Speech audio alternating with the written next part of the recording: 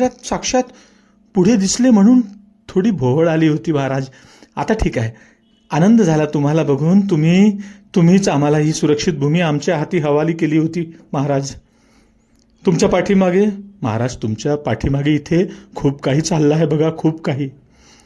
महाराज सांगू शकत नाही तुम्हाला. तुम्ही साक्षात छत्रपती माझ्या पुढे उभे आहात म्हटल्यावर मी एकदम अवाक झालो महाराज. काय सांगू इथले गाराणे तुम्हाला, किती गाराणे सांगू महाराज. अहो महाराज, मती भ्रष्ट झाल्यासारखे वागत आहेत इथले सर्व. विशेष म्हणजे इथले राज्यकर्ते महाराज, सर्व पक्ष आणि पार्टीचे इथले नेते अलीकडे महाराज फक्त स्वतःसाठी जगतायत, स्वतःसाठी.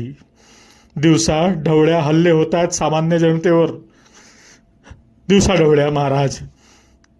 शिक्षण संस्था उभ्या केल्या आहेत यांनी, इथं मुलं बाळं चांगली शिक्षण घेत आहेत. पण महाराज, आमची मुलं नाहीत हो शिक्षण घेऊ शकत.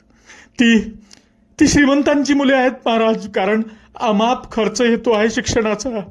आम्ही गरीब माणसं कुठून आणणार एवढा पैसा. इथे सर्व काही महाग झालं आहे महाराज अलीकडे. अगदी अगदी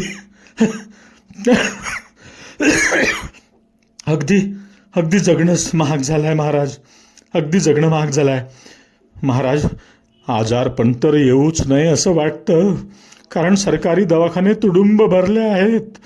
व्यवस्था कोलमडली आहे महाराज. खाजगी डॉक्टर मनमानी पैसा मागतात महाराज, मनमानी. महाराज, माझा एकुलता एक मुलगा महाराज पैसे नसल्यामुळे दगावला महाराज. दगावला महाराज.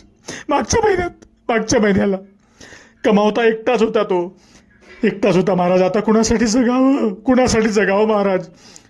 2-3 एकर शेती आहे, पण शेतमालाला भाव नाही.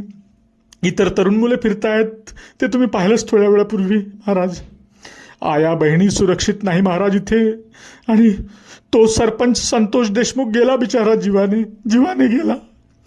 मारेकरी राज्यकर्त्यांच्या पक्षाचे कार्यकर्ते आहे म्हणतात. हां महाराज, गरिबांना असं उघड बोलता देखील येत नाही रस्त्यावर.